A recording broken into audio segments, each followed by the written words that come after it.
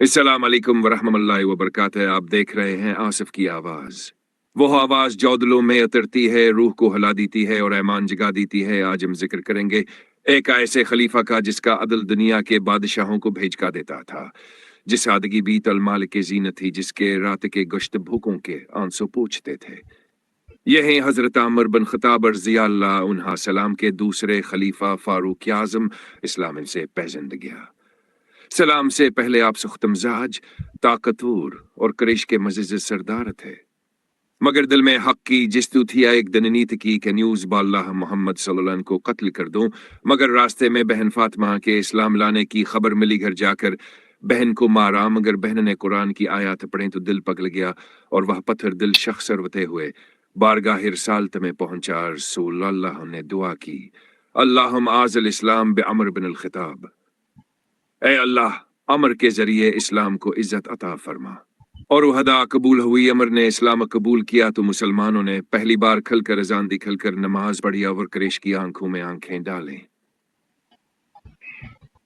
दौर खिलाफत की अबदा हजरत अबू बकर ज़ैनब के बाद हजरत अमर ज़ैनब खलीफा बने और आपकी खिलाफत का दौर अदल इंसाफ, तवाज़ा, फतूहात और निज़ाम का नमूना बन गया। 10 साल और चंद माह के दौर में ऐसा इनकलाब आया कि दुनिया हैरान रह गई। आपने अपने लिए न महल बनाया न तख्तना, सोने चांदी के बर्तन, न खादमों की कतारें, बल्कि एक चटाई, एक कमरबंद, एक खाली पेट, आपका अल्बास पियुंदों से भरा हुतामगर, आपका वकार जमीन पर अल्लाह का नुमाइंदा कहलाता था। रातों के गश्त रात के अंधेरे में जब सब सो जाते थे, तब खलीफ हुक मदीना की गलियों में गश्त करते। किसी के दरवाजे से बच्चे रोते सुनाई दिए। पूछा, क्या माजरा है? माँ बोली, बच्चों को सलाने के लिए पानी में पत्थर उबाल रही हूं ताकि वो समझें कुछ पक रहा है। हजरत उमर ज़ैज़िंद की आंखें भर आए, फौरन बैतुल माल से सामान लाए और अपने कंधों पर उठाया। खादिम ने कहा, मुझे दे दे, मैं ले चलता हूं। फरमाया, कयामत के दिन मेरा बोझ भी तुम उठाओगे। फिर खुद खाना पकाया, बच्चों को खिलाया। जब तक वो सो न गए आप बैठे रहे। ये था वो खलीफा जिसका दिल राया के दर्द में तड़पता था। बैतुल माल का एहतसाब एक दिन आपने देखा। आपके बेटे का ऊंट सबसे मोटा है। पूछा, ये कैसे मुमकिन है? बेटे ने कहा, लोग एहतराम में ज्यादा खिलाते हैं। उमर ने हुक्म दिया, ऊंट बैतुल माल में जमा कर दो। उमर का बेटा बैतुल माल से फायदा नहीं उठा सकता। ये था आपका अदल जो खुद अपने बेटे पर भी कायम था। अदले फारूकी की मिसालें। एक बार एक यहूदी एक मुसलमान के साथ झगड़ा लेकर आया। हजरत उमर ज़ैन ने दोनों को बुलाया और कुरान के मुताबिक फैसला किया। यहूदी हैरान हो गया, कहा, यह दीन इंसाफ का है जो दुश्मन को भी बराबर खड़ा करता है। आप फरमाया करते, अगर दरिया के किनारे एक किताबी प्यास से मर गया तो अमर जवाब देगा। फतूहात इस्लामी हजरत अमर सनद के दौर में इस्लाम की सरहदें फैलती गईं। एरान फतह हवा रोम के कले टूटे इराक, मस्र, शाम, यमना सलामी खिलाफत का हिस्सा बने। काची जिंग, यरमुक की जिंगावर बीतुल मक़दस की फतह हजरत अमर के दौर की यादगार फतूहात हैं। फतह बीतुल मक़दस ईसाइयों ने शर्त रखी कि शहर की चाबियां खलीफा के हाथ में। गए उमर से खुद निकले, न कोई फौज नशाना एक गुलाम।